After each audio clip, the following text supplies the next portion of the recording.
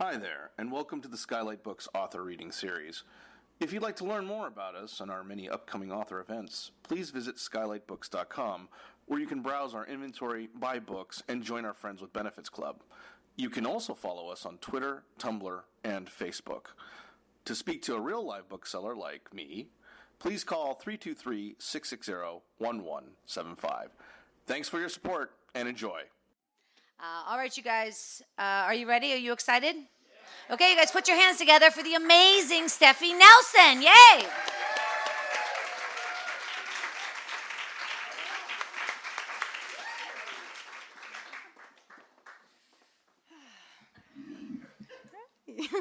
Hi, everybody. Thanks so much for coming out. Thank you to Skylight for having us here. It's exciting to be here. I'm going to just tell you a little bit about the project and read a very short bit from my essay.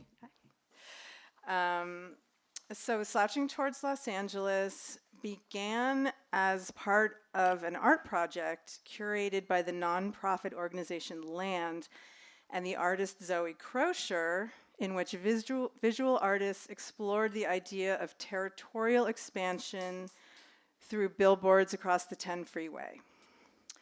I proposed the idea of writers exploring the same pull westward, and to me, Joan Didion has given language to that impulse almost more than any other writer, so it quickly evolved into writers responding to Joan Didion. Then, in the summer of 2015, they read those pieces at a live event with Land.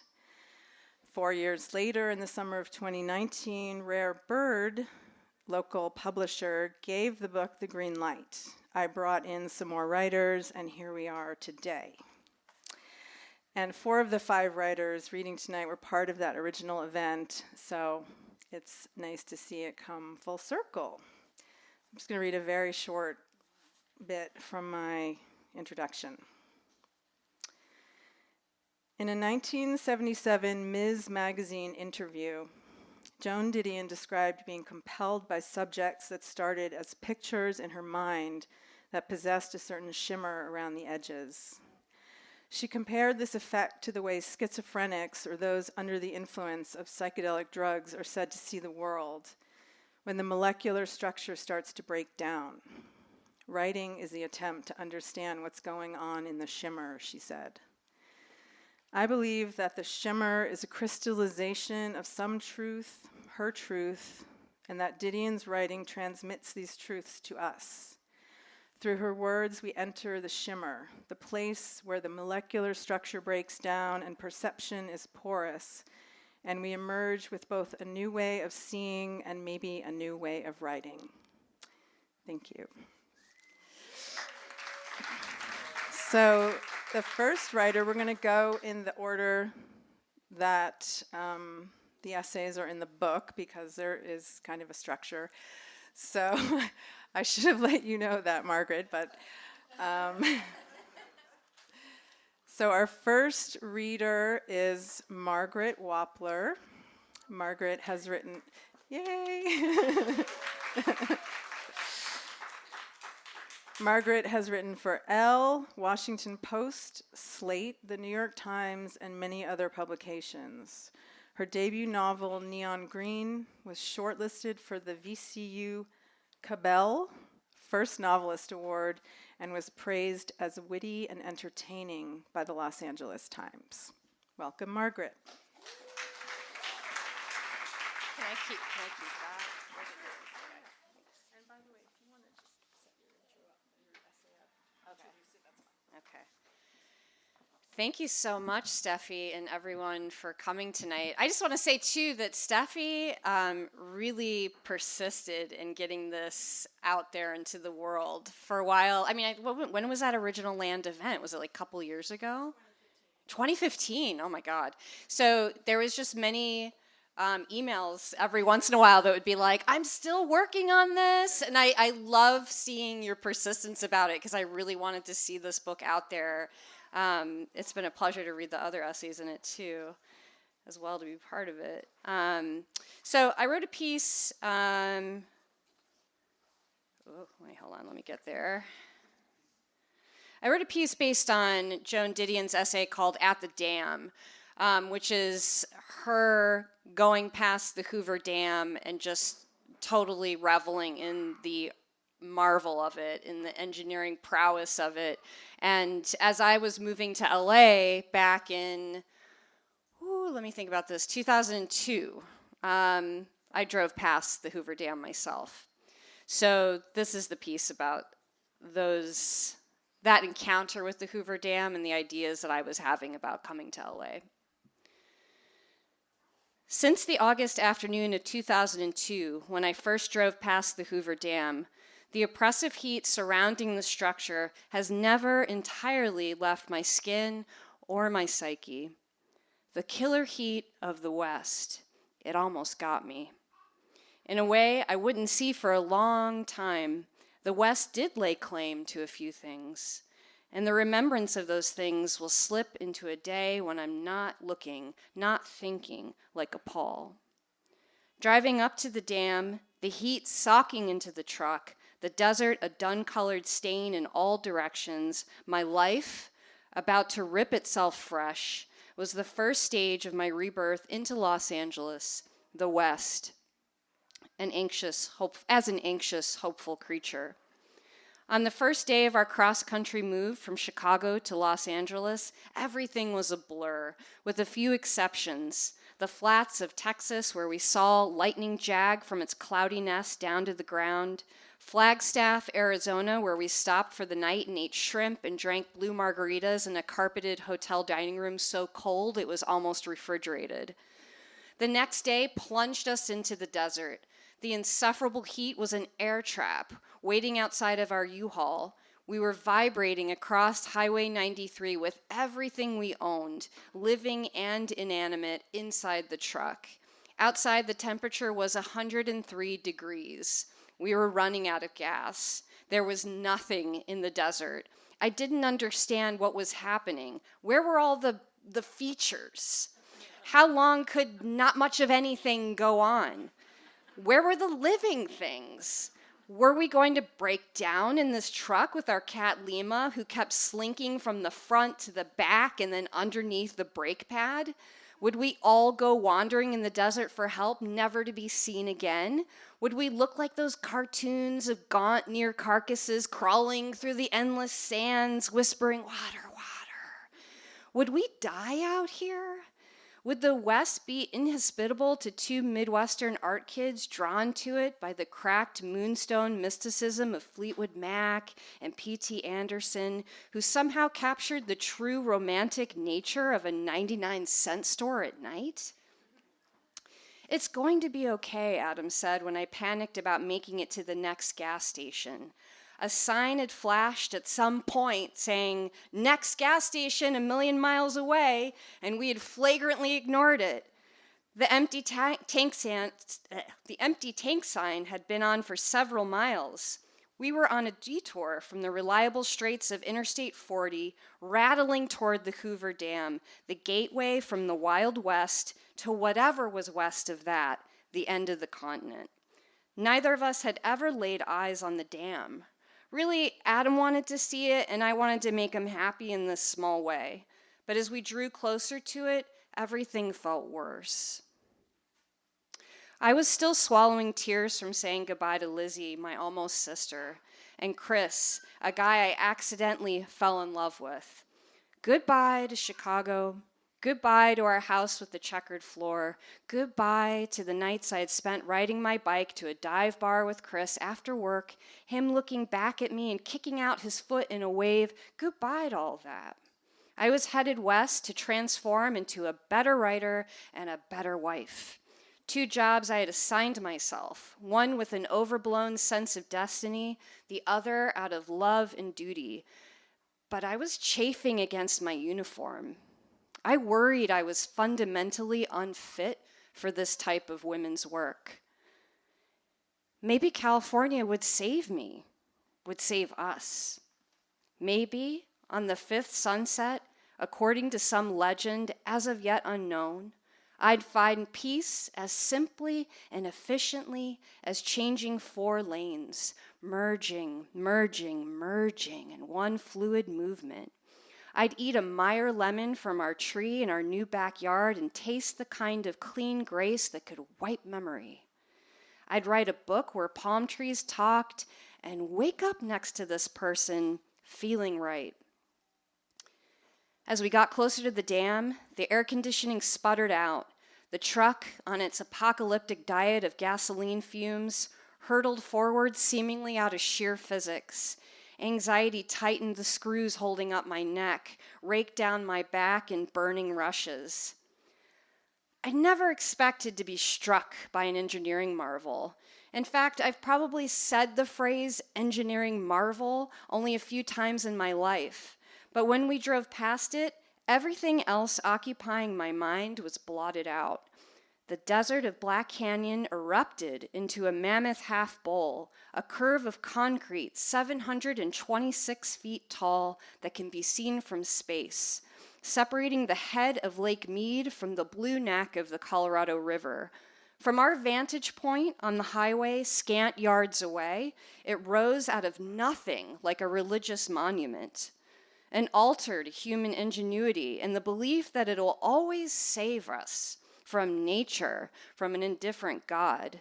The missionary fever of the dam's construction, which had cost 96 men their lives, not to mention 1 dog who was crushed by a truck. How many other people and animals had lost their lives to it in secret ways, in ways that amount to quiet devastation, a body broken, worked to destruction so that it could erect an engineered body that nature supposedly couldn't destroy? Could our belief in progress exist without tossing human lives into its open maw? And is this always the way progress happens, with blood and plaques and tourists later? Now that we had passed it, saying nothing more than the occasional obscenity, only slowing down because we couldn't afford to stop, our circumstances seemed worse than ever. We had to keep driving till we did find the gas station with seconds to spare. And now that we were safe, our truck satiated with the fossil fuels it needed to go on, I was glad, in a grim kind of way, to have seen it. There was no turning back now. I had to accept my decision to restart our life together with all of its unforeseen consequences. Thank you.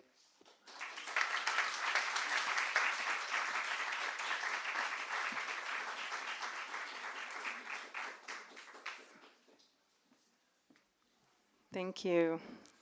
It's a great essay.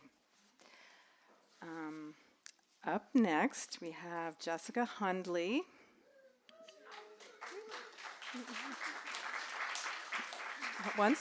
Jessica is an LA-based writer, director, and producer.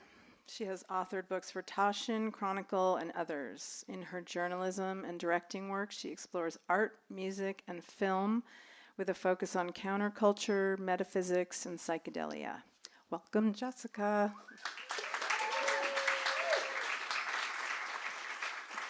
Thank you, Steffi, and thank you for persisting in making this book manifest. I was part of the first incarnation of this project, and I'm really happy to be here and to be able to share this with all of you. So thank you. My essay is based, it was inspired by an essay called The Bureaucrats, which is in the White Album. And in it, Didion talks about the freeway system in LA and how it is, she calls it our only secular communion, which I think is such a beautiful way to phrase the way that we sort of share our lives but apart. And as someone who moved here from the East Coast, I moved here in 1998, so shortly before you, I had never really experienced the kind of travel you do in this city, in a city. I'd lived in Boston, and I had grown up in Western Massachusetts. So this essay is about Joan and about LA and about all the sort of things I love about them. So it's called We Dream of the Cloverleaf. Joan Didion is fascinated by the freeway, by the hypnotic sprawl of LA pavement. In her essay, Bureaucrats, published in the White Album, she describes the meditative rhythm of the lane change, the need for total surrender, a concentration so intense as to seem a kind of narcosis.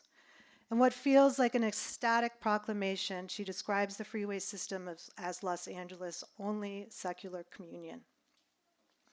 I come from a place of cow paths mutated to asphalt, where long ago bovine whimsy dictates direction.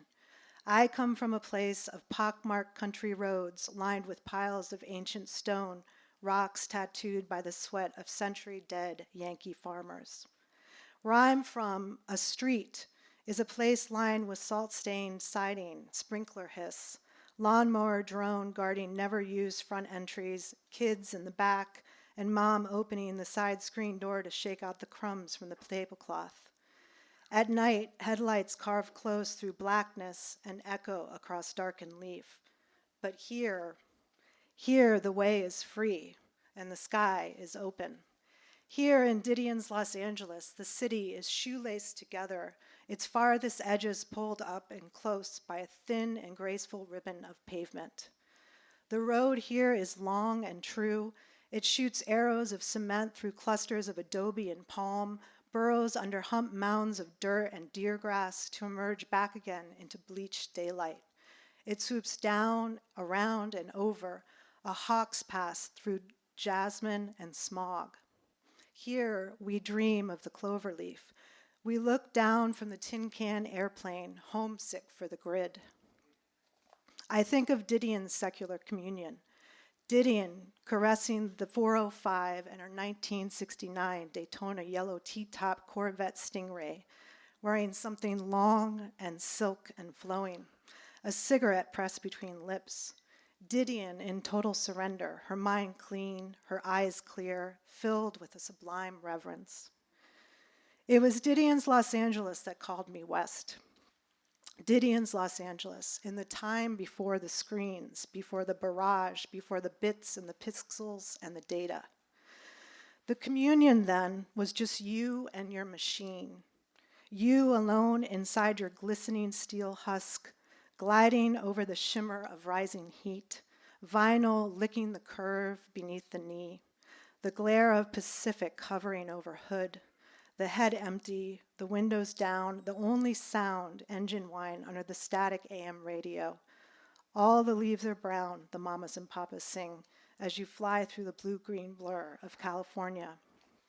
Today, the rapture is numbed by the digital, the disconnect never complete, the cord never cut. Stuck fast, unmoving, the pavement turns to quicksand. We wait out traffic with distraction. Our lips flutter into microphone, speakers beat deep in our guts, and our minds are full to bursting. The communion is still there, yes, our highway, the great unifier. Together we stand, united we drive. An actress stabs the lid with mascara late for an audition. The Santa Anas blow bits of yellow grass from the back of a gardener's truck. An exec worries over his hairline while another car beside him, a woman sits alone and weeps, chest shuddering, her cries drowned out by the blast of the air conditioner. And sometimes, on the rare days when the clogged arteries give way to flow, when the sun glows Daytona yellow over a clear, clean line of moving cars, the rapture returns too. I put the top down. I turn the volume up. All the leaves are brown, it sings. I press the pedal gently to the floor. I glide, I caress. There is no resistance, no hesitation. Everything goes perfectly blank. The asphalt beneath me now a golden thread from the spinning wheel. Empty, elated, wind hot on the skin, I worship. I kneel to the holy trinity of car and road and California. And I think of Didion, of the self-possessed woman, hands light on the wheel, turning into the curve with elegance and intuition, of Didion, wearing something long and flowing, cigarette to lips, mind clean, as she surrenders herself to the moment, to herself, I think of Didion calling me west, calling me here, to where the sky is open and the way is free. Thanks. Thank you, everybody.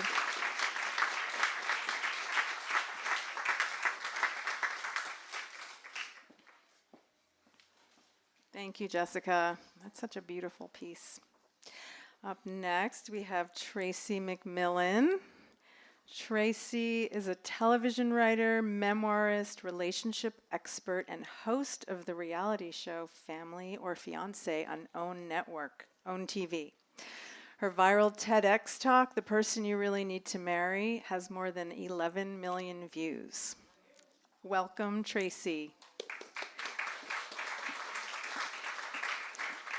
Thanks, Steffi. Hi, everybody. This is amazing. I mean, this started for me and you on a walk around the Silver Lake Reservoir. We were talking about Joan Didion, how much we love Joan Didion. And I was saying, like, Joan's she's like a spirit animal for like all women everywhere. And then I think we're not supposed to say spirit animal anymore, so I want to honor that for real.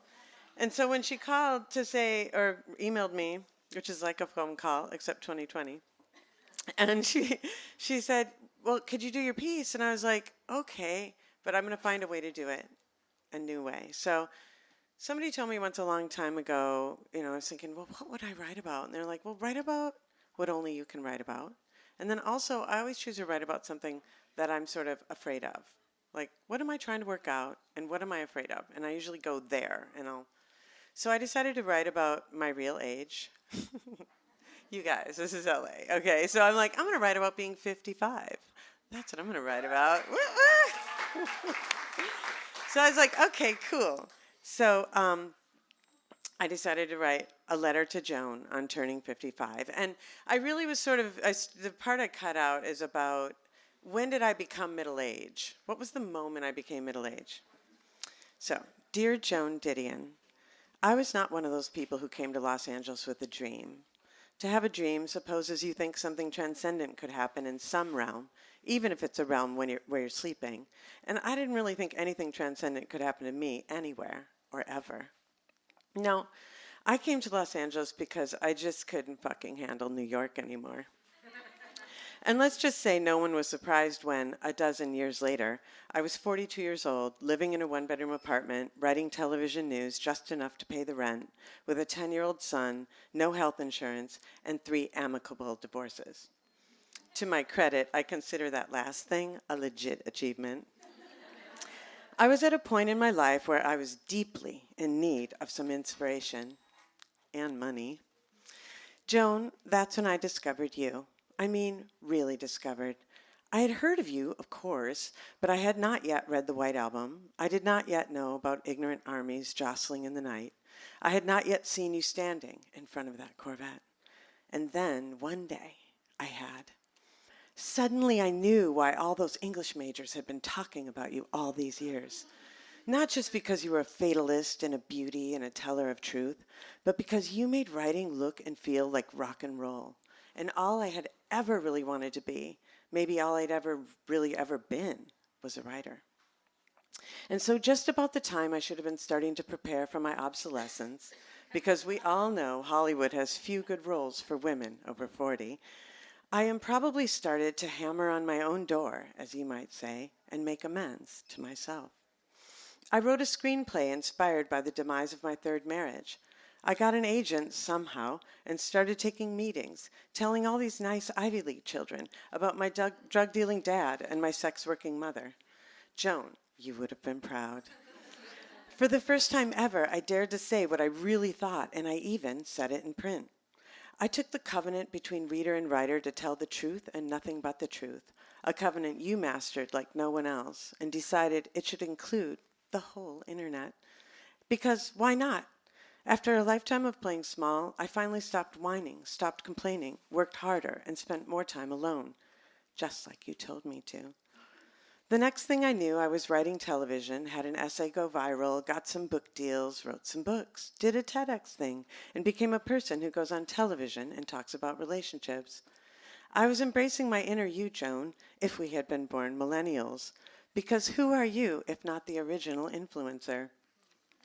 I once heard someone say that up close, the beautiful things in Los Angeles are ugly, and the ugly things are beautiful. I always thought they meant that the best restaurants are in strip malls, and even the most stunning A-list actress has probably at some point before collecting her Oscar laid down on a table, counted backward from 100, and let a knife slice into her flesh so the camera might love her just a little bit more than it already does. But couldn't it just as easily also mean that here, and possibly only here in Los Angeles, the most dreaded life stage could actually be the most thrilling? Which brings me to the purpose of my letter. I want to thank you, Joan. Assuming nothing drastic happens between now and then, by the time you read this, I will have turned 55. Now that is a fairly big number, way past the middle of my life, if we're honest, more like the very, very, very beginning of the end.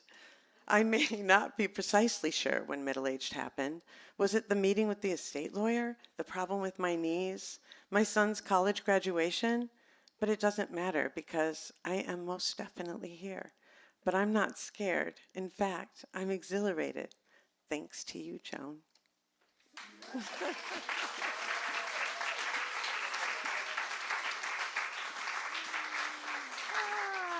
Thank you. So great. Wow, these are just sounding so good, all these essays. Wow.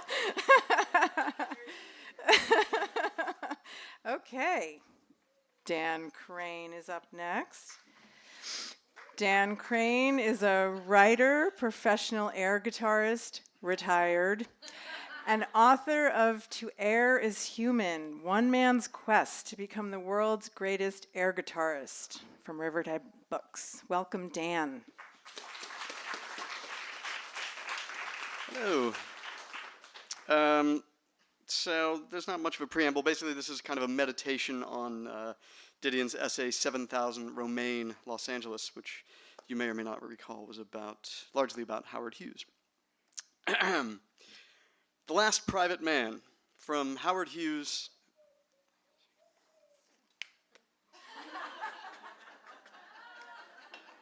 to Jeff Goldblum. Quote, that we have made a hero out of Howard Hughes tells us something interesting about ourselves. Tells us that the secret point of money and power in America is neither the things that money can buy, nor power for power's sake, but absolute personal freedom, mobility, privacy. That's St. Joan in 7,000 Romaine, Los Angeles.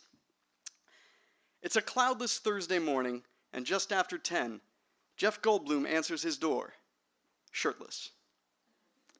Hello, he says, drawing out the O and then letting it fall in his devious, bemused, and characteristically Goldblumian fashion. He speaks slowly, sexily. Let me put some clothes on, and then I'll be ready to go. He sizes up the singer of my band, a woman in her early 20s, grabs her hand, and flirtatiously remarks, "This'll be fun. I'll be right back." He vanishes like a vapor down the hall. We are at Jeff Goldblum's house to shoot a music video for our band because the man who manages Jeff Goldblum's jazz group also happens to run a small record label that puts out our music. We begged him to ask Jeff Goldblum to be in the video because I've been politely obsessed with Jeff Goldblum since moving to Los Angeles in 2004. In the past 15 or so years, Jeff Goldblum has become the most interesting, best dressed, most enviable, most worthy of imitation, famous man in Hollywood. Am I right, people? Why shouldn't he be in our video? Naturally, Jeff Goldblum said yes. Not because he liked or probably even heard our music, but because he is open to such things. Jeff Goldblum is game. Jeff Goldblum has not chosen to hide behind tall Beverly Hills hedges and wear baseball hats, sunglasses, and sweats like most other Hollywood celebs. Unlike the Howard Hughes of Didion's essay, 7,000 Romaine, Los Angeles, quote, whose public appearances are now less frequent than those of The Shadow, Jeff Goldblum didn't become famous in order to hide. Jeff Goldblum is everywhere. Jeff Goldblum is the obverse of the superficial LA stereotype. If Howard Hughes was the quote, last private man, the dream we no longer admit, end quote, then Jeff Goldblum might be the last public man, or at least the public man's apotheosis, whatever that means. For most, LA disappoints, right? You guys are here.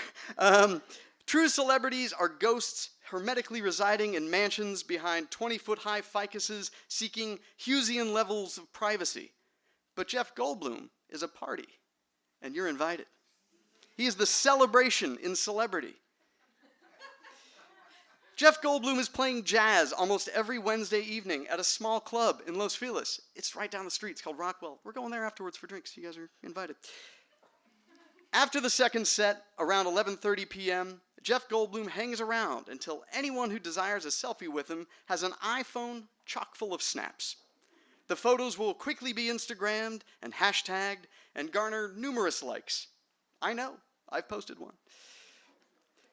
You look like a young Bob Dylan, Jeff Goldblum said to me once, several years ago, when I volunteered to sing I've Got You Under My Skin at his jazz gig, back when it was more of a karaoke kind of thing. I didn't sound like Bob Dylan. As I recall, I was quite drunk and forgot the words and sounded horrendous. But Jeff Goldblum makes you feel good by always calling you the young version of a famous person. You become one of Didion's Hollywood denizens who, quote, once processed fan photographs, say, or knew Jean Harlow's manicurist. You look like a young Bert Convy, Jeff Goldblum said another time he spotted me in the audience at his jazz gig. Bert Convy, in case you don't recall, was a frequent guest on The Love Boat. He had wavy dark hair and was kind of a hit with the ladies. I was honored. You look like a young El Topo, Jeff Goldblum said to me the last time I was in the audience at his jazz gig. El Topo, if you've never seen it, was the titular character played by Alejandro Jodorowsky in a Mexican acid western film, which the New York Times called a very strange masterpiece. A few weeks later, I even dressed up as El Topo for Halloween. One person got it. Jeff Goldblum loves playing dress-up and cannot be discussed without referencing his style. A 2017 profile in GQ noted, quote, Goldblum has hipper tastes than guys half his age, and when he stocks up on clothes at places like Just One Eye, a high-end concept shop as eccentric as he is, he wears suitably stylish clothes, like this Bottega Veneta jacket. Now, the address of this high-end concept shop, Just One Eye? Oh yes, that's right. 7000 Romaine. Boom. Today, the Art Deco former headquarters of eccentric millionaire Howard Hughes houses an upscale couture boutique. If you're a celebrity looking to conspicuously hide from the paparazzi and the hoi polloi, at Just One Eye, you can find the whole uniform at suitably absurd prices. A Gucci LA Angels baseball cap is $590. And OAMC draw cord pants, sweatpants, are $720. Green lensed aviators go for around $1,000. So, in the end, we got the shot we needed for our music video. Jeff Goldblum opens his door, we hand him a pamphlet, and then he feeds the pamphlet to his Instagram famous ginger poodle named Woody Allen. He holds our young female singer's hand for just a second too long, and then we move on. To rephrase Didion, Jeff Goldblum is the last public man, the dream we love to admit. Thank you.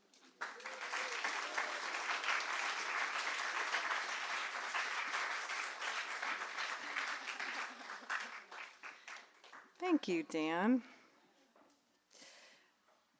Yeah, that 7000 Romaine, it's a pretty amazing building. I just passed by the other day with the incredible tiles, and Just When I was still there, right? Yeah. Our final reader is Caroline Ryder.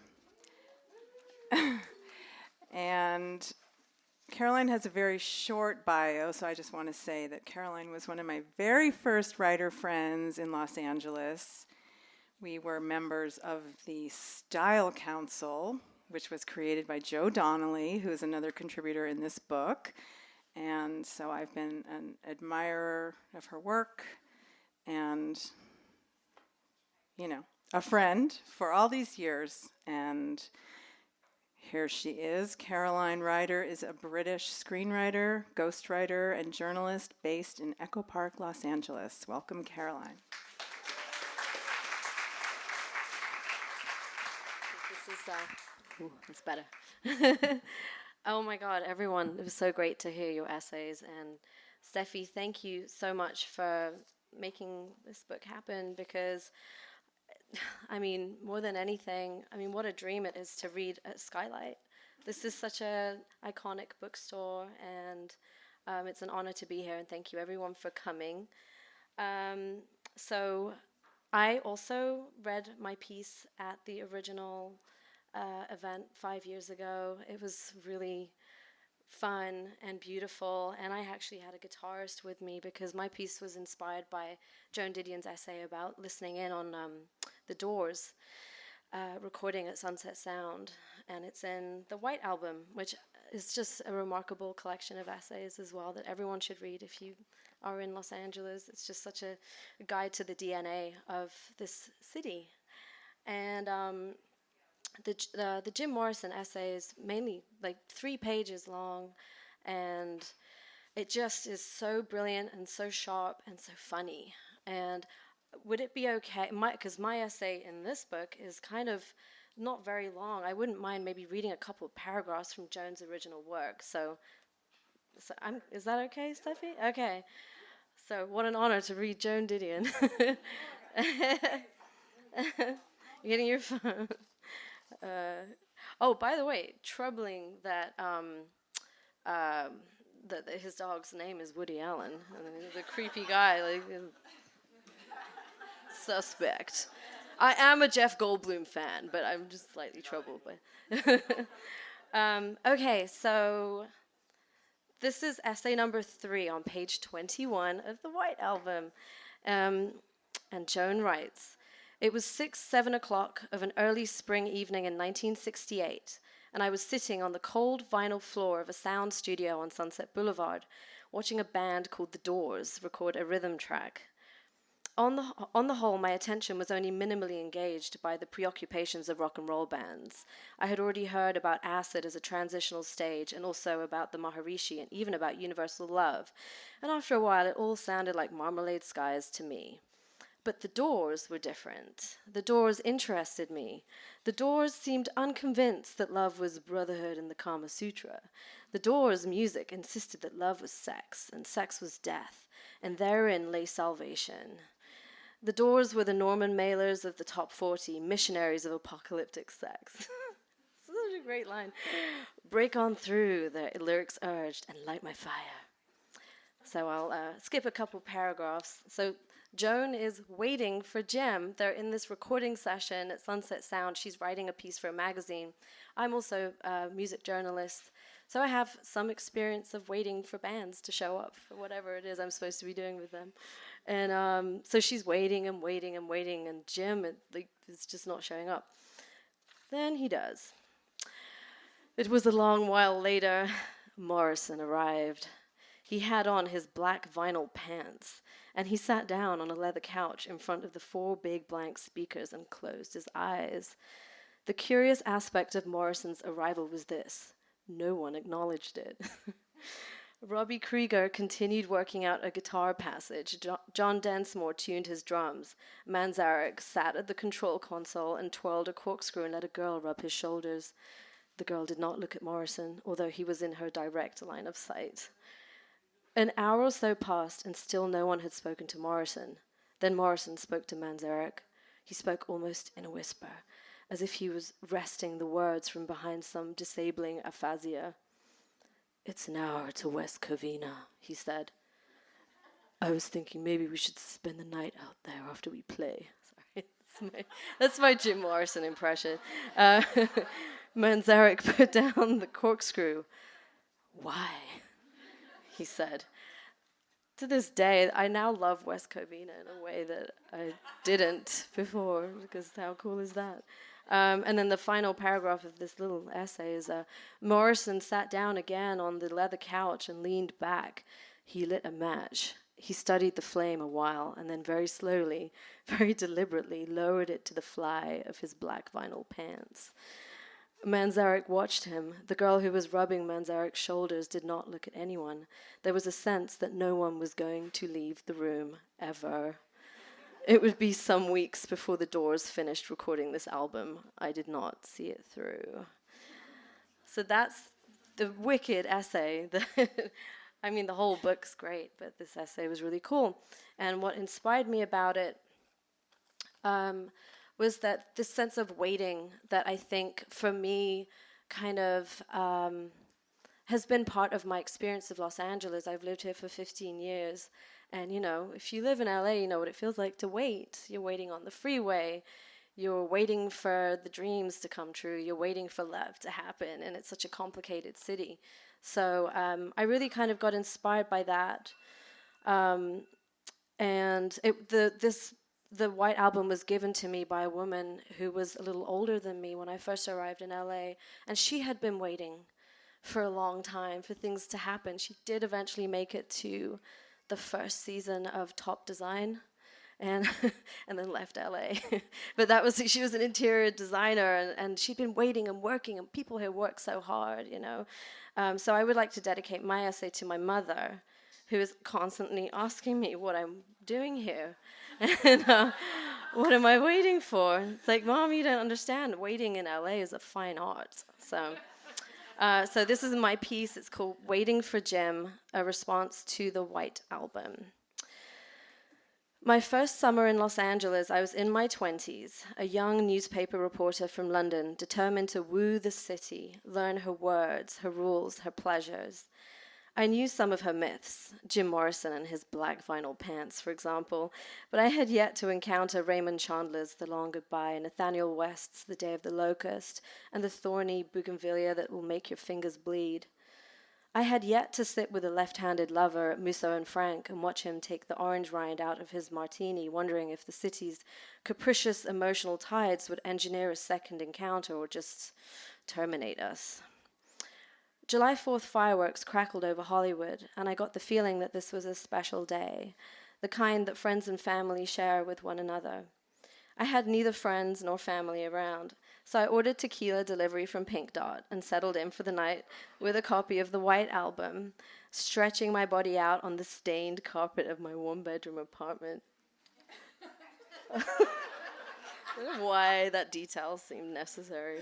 I pored over Didion, cool mom in sharp neutrals, who gave form to my own unrest. I followed as she strolled listlessly ahead, an unblinking tour guide in sunny Hades, doula of catastrophic rebirth, pointing out the landmarks of limitless paranoia that crisscross the sprawling city grid, whose cracked thoroughfares invite us to drive towards a terminus called beauty, love, success, something. A few nights earlier at a party, I met a woman in her late 30s. Well established in the city, she took pity on me as I wandered around uselessly with my notepad. She wore white, drove a vintage car, and understood design. I still have a photo of her from that night, taken on one of those disposable cameras, her panties around her ankles as she peed on the corner of Franklin and Highland. Urine trickling along concrete, signs of life in a heat wave. Afterwards, I helped her home. "Read this," she said, handing me a book, the White Album. In the essay of the same name, about 20 pages in, Didion writes about the day she found herself sitting on the vinyl floor of Sunset Sound, the recording studio on Sunset and Cherokee, visiting the Doors. Missionaries of apocalyptic sex, she calls them. For hours and hours, Didion, the whole band, and their entourage wait for Jim Morrison, lead singer, to arrive. Didion's leg goes to sleep. Ray Manzarek eats a hard-boiled egg. If only Morrison were here, then we could do some vocals. If only Morrison were here, then we could just be groovy. Unspecified tensions seem to be rendering everyone in the room catatonic, Didion writes, and visions of my friend's pee rolling slowly past the Hollywood Bowl spring to mind, limitless and free, stoned, immaculate. She was my first friend in Los Angeles. She gave me this atlas of invisible topographies, a guidebook to a city where magic and agony lay heavy on the air, where future hurts take seed in faded red carpets. Weird scenes inside Studio A.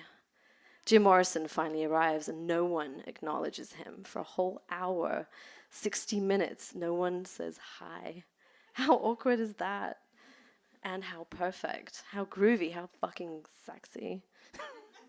An hour later, Jim speaks. Do you want to know what the first words out of his mouth are? It's an hour to West Covina. No one here gets out alive. It's an hour to West Covina. The West is the best. The West is the best. Jim lights a match. He studies the flame a while before slowly, deliberately lowering it to the fly of his black vinyl pants. And I wish she were here, my friend who crouched low on Franklin Avenue. She waited and waited, fodder for black vinyl crotches and men who cannot love, until she could wait no more. And eventually she drove east, back to Florida, back to the small town where she once dreamt of living like Joan Didion in Los Angeles. Now I wait too, for left-handed lovers, for dead bougainvillea plants to bloom again, that they may prick my skin and make it red. For Raymond Chandler to gumshoe up to my door so I can ask him, Ray, why do the clocks stop in Los Angeles? That's what happens in Studio A, he might say. You're just waiting for Jim, beauty, love, success, something, the sun, terminated. Thank you.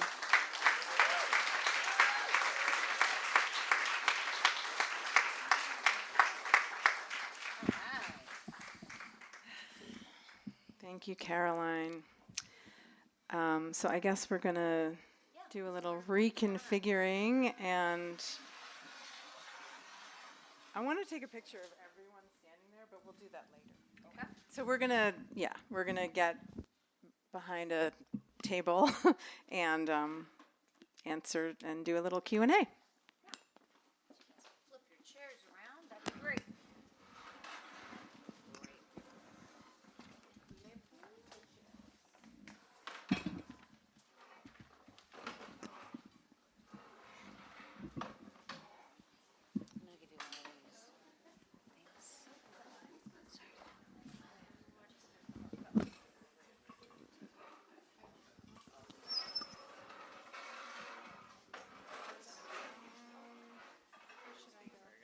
Sure, right here.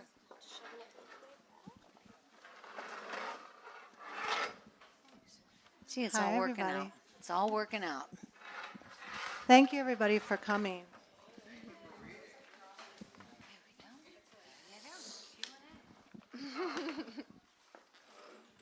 Okay. Thank you all for reading. Everyone did such a great job. That was really beautiful to hear them all.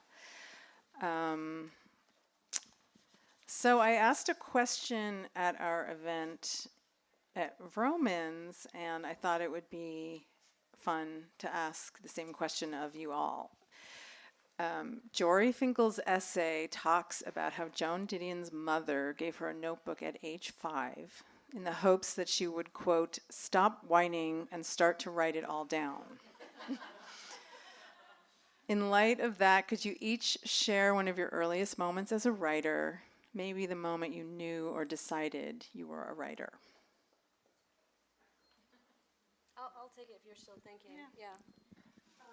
Very, very clear to me. Clear memory. First of all, yay, writing in notebooks. Everyone, and yes, yay, everyone here. But like, just I feel like anyone who's going through anything in their lives, like one of the best things you can do for yourself is just write it down in the morning. Write down your lives. It all has meaning, even if you're not Joan Didion. So for me, the moment I knew that this unfortunately was my life path was when I was, I think, 8 years old, and I decided to write a pilot, or not, an episode of Dynasty. And I hand wrote it because I was obsessed with Alexis Colby because she was the coolest ever and she took no shit from anyone. And I think that's when I knew. And then I did I tried to write an adapted version of James and the Giant Peach by Roald Dahl. So I was just kind of adapting people's work from a very young age. Yeah, that's my Genesis story. Anyone else?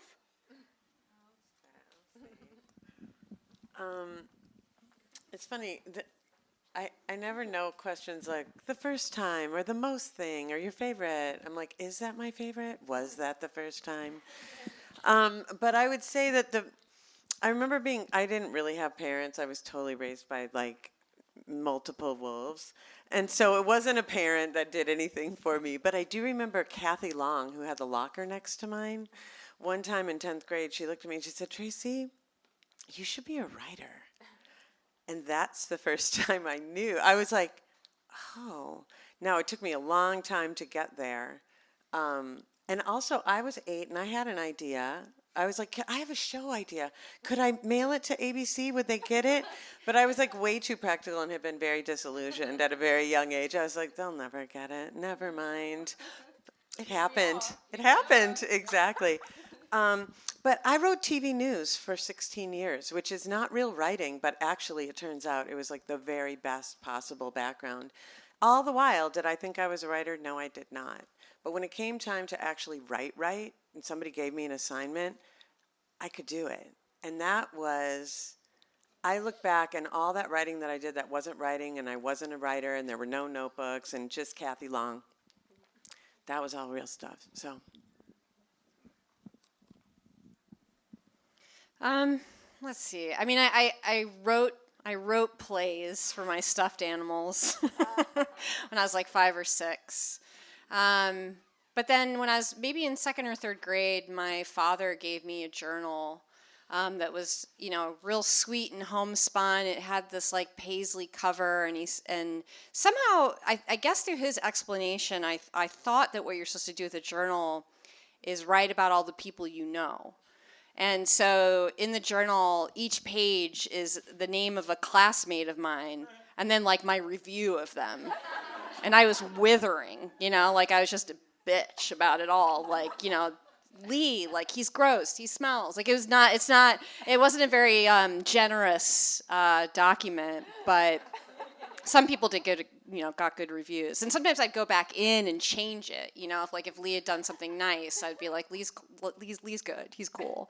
But I don't know. I don't know if there was ever like a total moment where I thought, oh, I'm a writer. I think it was just like this accumulation and pile on to the point where I just like couldn't deny it. And I was like, well, all right. Yeah, I think I'm in the same boat. The only thing that popped in my mind was that when I was in, I think it was 4th grade, we had an assignment to write a song, just lyrics for a song. And so I wrote a song called Man in the Wilderness, and but I didn't really write it. It was a Styx song, and I just copied the lyrics down from this really horrible, sappy thing called Man in the Wilderness. Sometimes I feel like a man in the wilderness. I was in like 4th grade, and so the teacher was blown away. And he was just like, this is incredible. This is really good. And I was like, oh, thanks. And I had this whole kind of rationalization. I was like, he said write a song. He didn't say don't use somebody else. I don't know what I was thinking. And so he said, I want to submit this to like the, poetry magazine or something. And so I came home to my mom. Was like, I have this thing and the song. And she said I had to tell him that I didn't really write the song. And it was very sad, but I think from that moment I was like, oh, right, I should maybe write the thing instead of just taking Dennis DeYoung's terrible lyrics and pretending they're my own. I think one of the reasons I can't remember is because it's something I've always done since I can remember. I was obsessed with reading as a kid, and I think from that from reading. I just wanted to be able to do the same thing to everybody, what that was being done to me with these magical worlds that I was entering. And my mother was a writer. My mother is a writer, a journalist, and that's sort of ultimately what I'm the first kind of writing I started doing professionally. But as a kid, I wrote a lot of fiction, and then as a teenager, I wrote a lot of angst-filled poetry and a lot of journals, stacks of journals that I dread. I still have in a box somewhere. But I think that what you said is very true. I think the act of writing is very cathartic, and it's really hard to kind of, even now, after all these years, very hard to start. There's always the rock that you're pushing away from the cave. But the minute you get that rock to the side, you just fall in, and there's really no experience like getting lost in your own world that you're creating. And I think anybody can do that, whether they're a professional writer or not. So you find yourself there. Thank you all. I have a couple questions. I just have one question for each of you guys, sort of connected to your essays. Well, I was going in order of the book, so it goes back to Margaret and Jessica. I wanted to ask you guys the same question. So to me, each of your essays is a response to that shimmer that Didion talks about, that I mentioned in my introduction. The image that is so symbolic and magical and represents an ultimate truth and an entire story of what you would find in your new life out west in Los Angeles. So could you talk a little bit about where that shimmer or that feeling lives in you now? Has it changed? And is there something new and different that you're following or feeling compelled by today? Like, is there a new shimmer? Wow. Yeah, I mean, I think that the shimmer, I remember for a long time in the first couple years I lived in LA, because I came from Chicago, which is flat, I was almost spooked by the mountain horizon. Like, it almost felt surreal and scary sometimes if I was in like the right mood to be freaked out by it. Same with palm trees. You know, I felt like, and they're not native to the land, you know, of course they got planted here, and I didn't know that for a few more years, but that was my first sort of feeling of being in this different, alien, exciting landscape. I also remember feeling like the people in LA dressed really weird, you know, like like people felt, but in a good way, it felt really free and open. And I guess I would say now, in some ways, the calamity aspect of LA and Southern California almost intrigues me more. Somewhere in that danger lies the shimmer for me. Like, when the wildfires have been happening and things feel really on this precipice of like always about to, just like the city's about to just burn up into cinders, or at least all of what is around the city. I think when that happens, I at once feel really like intrigued by LA, in love with LA, like this kind of rapture about it, but then also like, why am I here? This is not safe. And it's, yeah, I think in that push and pull there, there's something about kind of getting close to that precipice of like almost not existing that feels exciting. I mean, I hate to say it, but there's just something kind of electric about that. So yeah, that would be my answer for it. Yeah, like the act of choosing that is sort of invigorating. Jess? You know, I moved here in '98. I moved here from Boston, and I'd grown up in Western Mass, and LA was sort of, I'd been here once as a teenager for literally a drive from LAX to Bakersfield, so I passed through. And I moved here really because I had spent a lot of time, I grew up sort of between Boston and New York, and all my friends lived in New York, and I'd been in New York a million times. I'd, lived there months on and off, and I was like, I need to go somewhere that feels completely like something I don't understand or have ever experienced before. And I want it to be a city, and it's going to be this place. And at the time, in 1998, if you told anybody on the East Coast you're moving to LA, they were like, what are you doing? Why are you doing that? And I got here, and I got a tiny, shitty, cockroach-strewn, stained carpet apartment down the street in Thai Town on the wrong side of Franklin, not the right side of Franklin, for $300 a month.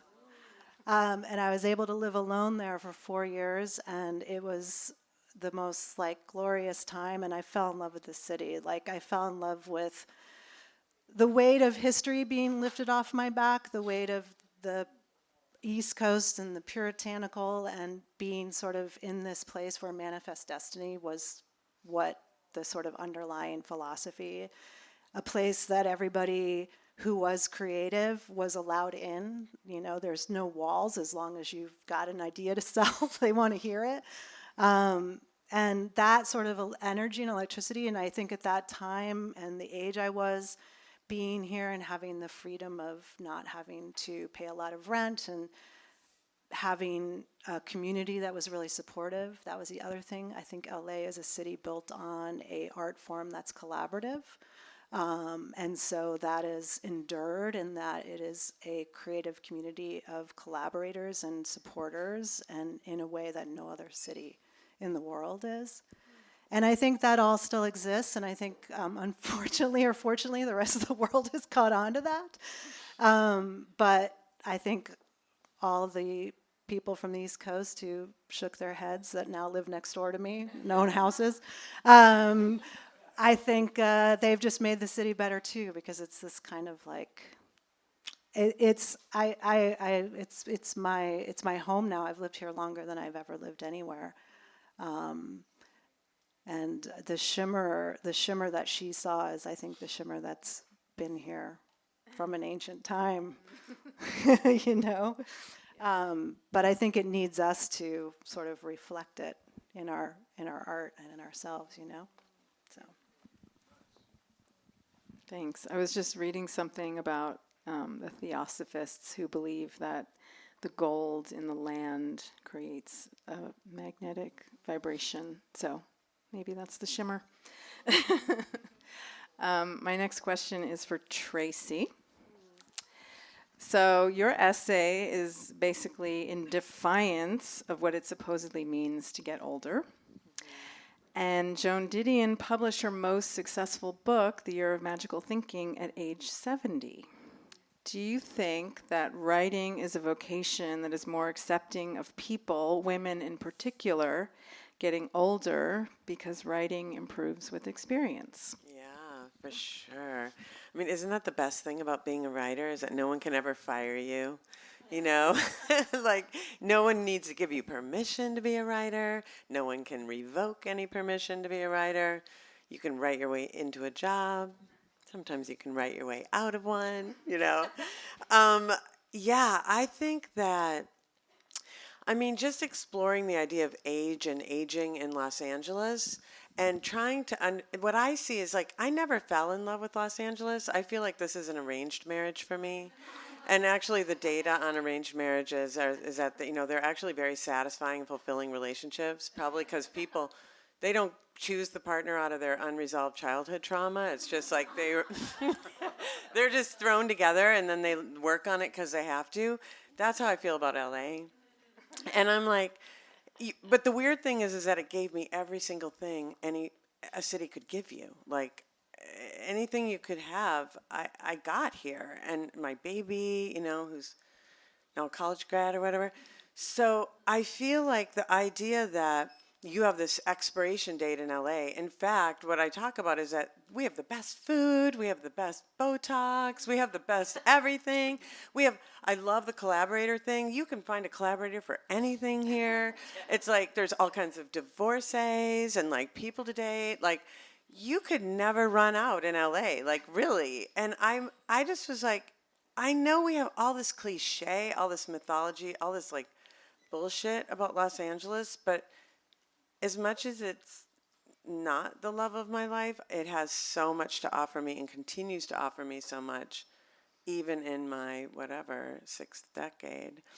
And that said, there's lives outside of this place too. And sometimes I imagine, I didn't get here till I was 30. That's the other thing. So I feel like a lot of the worst damage that LA does is to a very young, like if I had been a very young woman in LA, I think it would have distorted, it would have made me, I don't know this for sure, but I suspect, because I was in like Minneapolis, where I'm from, and like Portland and Salt Lake City and places where you're not going to get all transactional with your body in Salt Lake City for a job. Okay, it's just not going to happen. But in LA, I could have become much more transactional in my relational choices. It's like there's a whole world of things here that didn't exist where I was. And by the time I got here, I was a formed person. So I think some of the places and ways that it would have kind of fucked me up on this side, it didn't get a hold of me yet. So, I don't know. I'm always just determined to make the best of something. And obviously, I was just saying to Dan before this, empty nesting is like being 28 without the anxiety. It's like everything, time has told. It turned out. It's all fine. So, that's it. Great. Dan, your essay is about public versus private personas. Do you think anyone comes to Los Angeles hoping for a quiet, anonymous life? Or do they seek anonymity after they're disillusioned by fame? I mean, you think of Howard Hughes, how he started, dating movie stars and being a very public figure. Just curious what you think about that.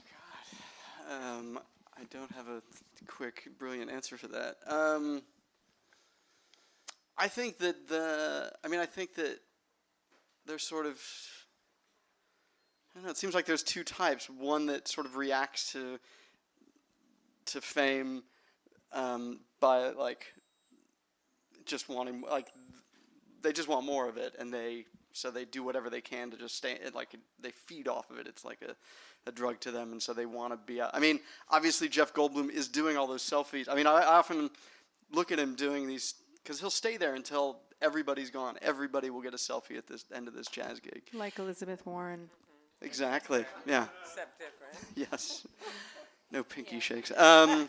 And I'm like, why do you don't need this? What are you doing? Like, go home. You got 2 kids. Like, but he needs it. Like, it's his lifeblood to get that kind of attention. And then I think there are the people that like got into it because they were pursuing some kind of art, they thought, and then they were like, oh fuck, everybody wants to have a selfie with me, and I need to just, buy some sunglasses and a hat and some sweats and hide out behind my ficus.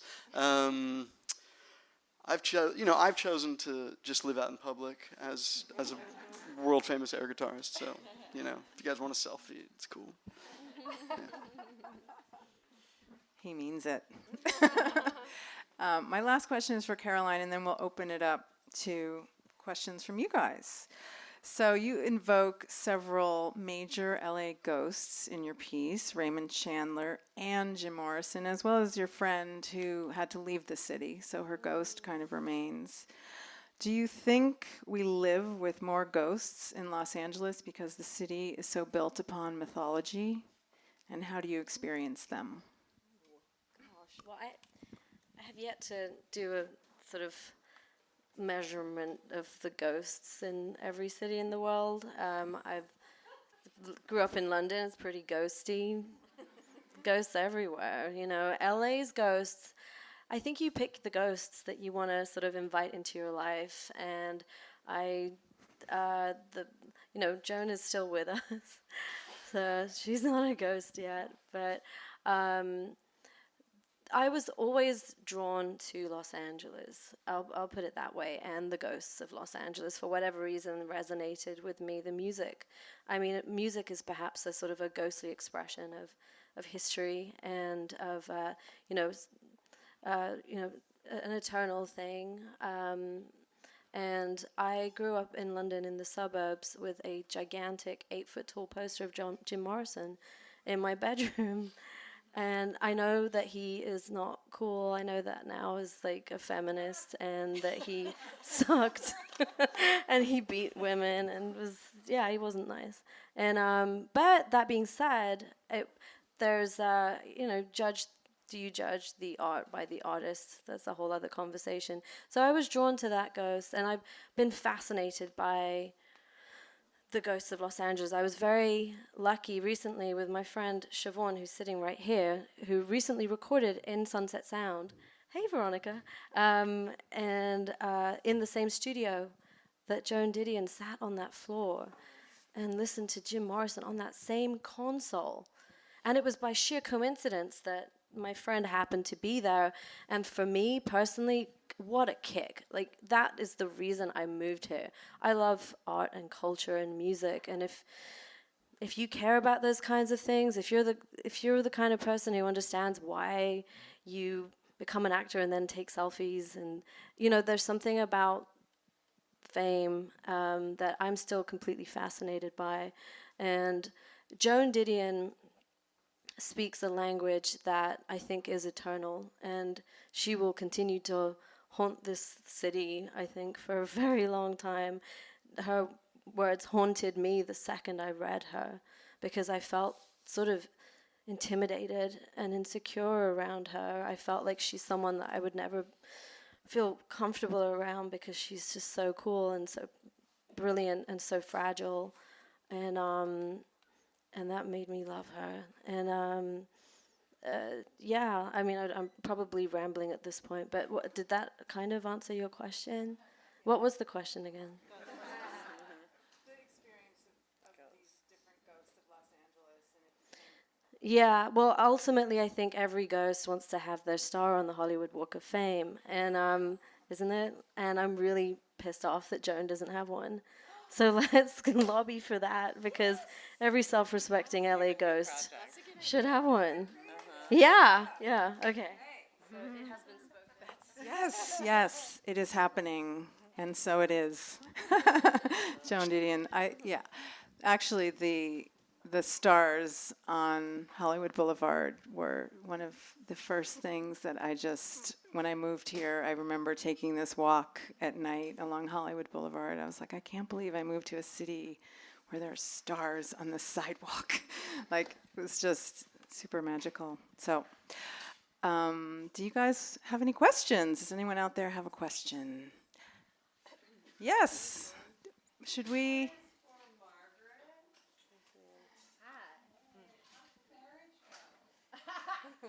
Well, you'd have to read. Okay. You have to read the essay to get to the end, but I'm remarried now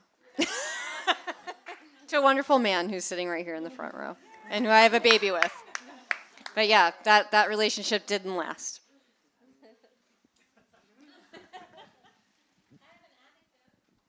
Okay. Today, in front of Cookbook, there was this very young girl sitting there reading Slouching Towards Bethlehem. And I stopped and said to her, wow, is this your first time reading it? And she said, yes, it is. It's really good. And it's a very good anecdote. And I said, wow, you're so lucky to have this be, like, you're so lucky to have discovered this. Wow, that's fantastic. That's the whole story. I just felt like, wow, what it was like to have first read that book. You know, and here's this young girl. Yeah. No, I wrote. That's what I write about in my essay, discovering that on my mother's kitchen shelf. Bookshelf. What was the book that just fell? Caliban and the Witch. Women, the body, and primitive accumulation. That sounds pretty What does it ghosty. mean?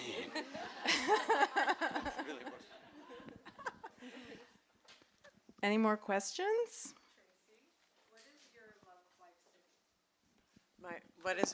The city that I'm in love with? Oh, you know what? Okay, so I heard somebody say it like this once. When I go to Minneapolis, I'm like, I'm home. Or even New York, for sure. Oh, I'm home. Or even Portland, almost. I'm home. And here I come, and I'm like, I'm back. But I would say my love city is Paris. Not the unique answer, but I have never, ever tire of it. And I went in December, because I'll just be like, I'm going to go write, and I'm going to go take myself somewhere. And it was, I know.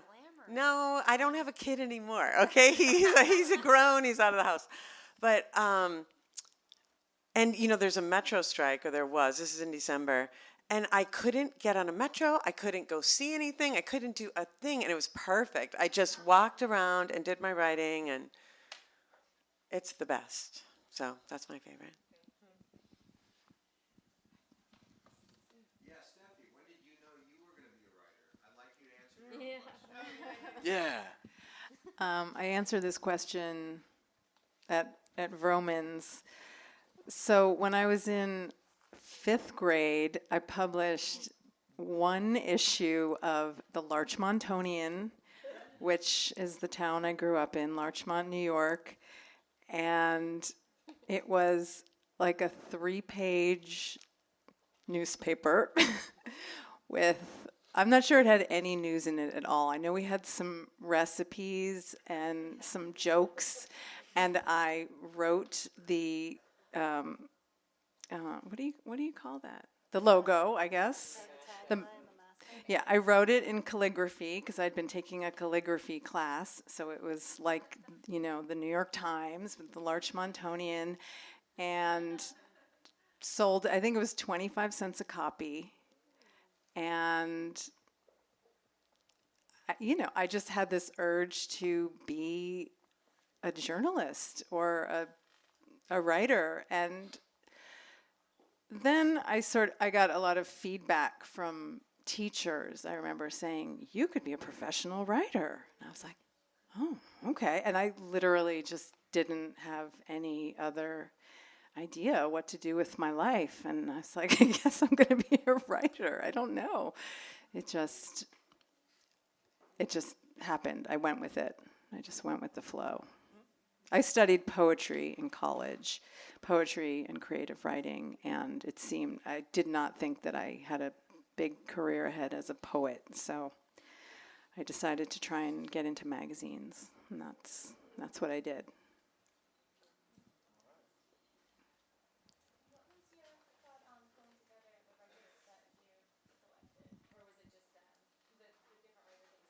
How did I put the group together of writers? I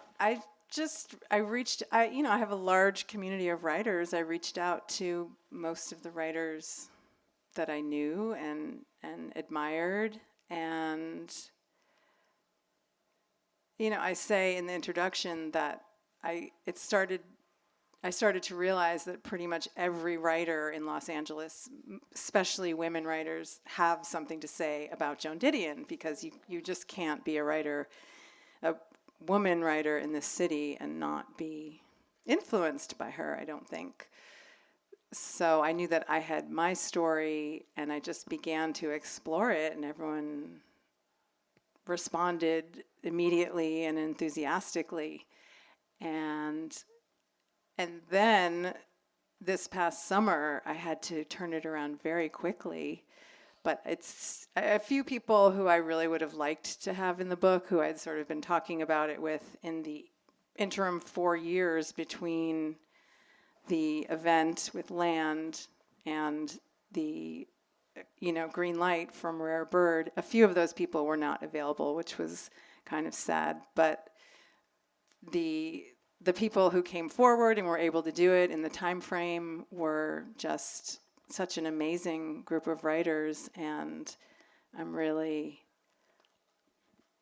I tried to find other anthologies, other collections of essays about one single writer, and I haven't even come across one yet. Not even, I mean, much less, there's no other book about Joan Didion, but there really aren't a lot of collections about a single writer. And it's been, I think it was just very, very fertile territory for everyone to mine and look through the lens of her work at their work and their lives and Los Angeles. It just worked out.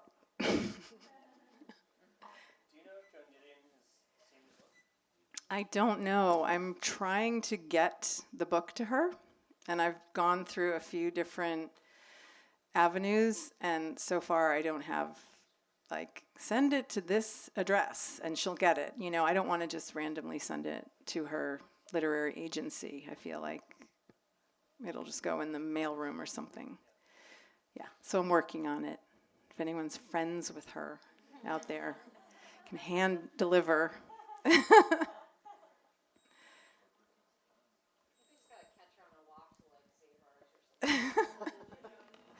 She's Upper East Side. Friend of a friend? Okay. Any one more question? Anybody? Well, thanks everybody for coming. This is great fun. Now's your opportunity to go to the front, buy this book, as well as there's many, many, many Joan Didion books up there. So one more big round of applause for Steffie Nelson and Dan Crane, Jessica Huntley, Tracy McMillan, Caroline Ryder. You've been listening to the Skylight Books author reading series. Don't forget, you can listen to this and all of our other great podcasts at skylightbooks.com. Thanks again for stopping by, and we hope to see you soon.